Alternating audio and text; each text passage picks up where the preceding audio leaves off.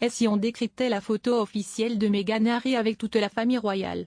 Un événement planétaire, Meghan Markle et le prince Harry se sont dit oui devant leurs proches et devant près de 2 milliards de téléspectateurs. L'entrée en la chapelle Saint-Georges, le baiser, la balade en calèche, tant d'images qui resteront gravées dans les mémoires des Britanniques et des aficionados des contes de fées. Avant la soirée, la famille royale a posé pour la postérité au château de Windsor, dans le même salon où avaient été pris les clichés du baptême du prince Harry en 1984. Parmi les 3 photos officielles, celle avec la famille royale et les demoiselles et garçons d'honneur comporte quelques messages secrets.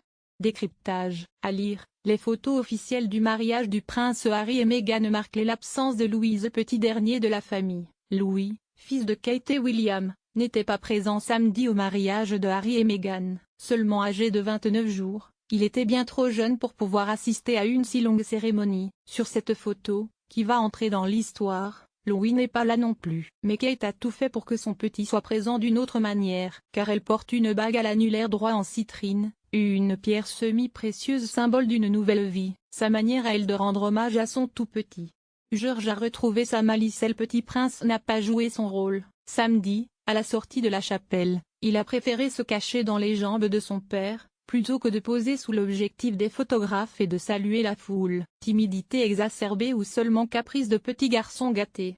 Pourtant quelques heures plus tard, quand la famille a posé au château de Windsor pour cette photo officielle, George avait retrouvé comme par magie son sourire, radieux, craquant pour ne pas dire irrésistible. Comme l'ont fait remarquer certains Royal Watchers, un sourire de futur roi.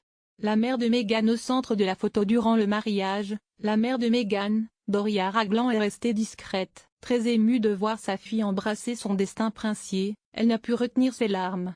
Comment cela pouvait-il en être autrement? Mais sur ce cliché, Doria est au centre, à la gauche de sa fille. Comme si Meghan avait souhaité qu'elle reprenne la place qu'elle mérite, Doria n'a pu la mener à l'hôtel, mais elle est plus proche de sa fille sur cette photo que Kate, William ou même la reine. Un petit pas pour Doria, un grand pas pour Meghan.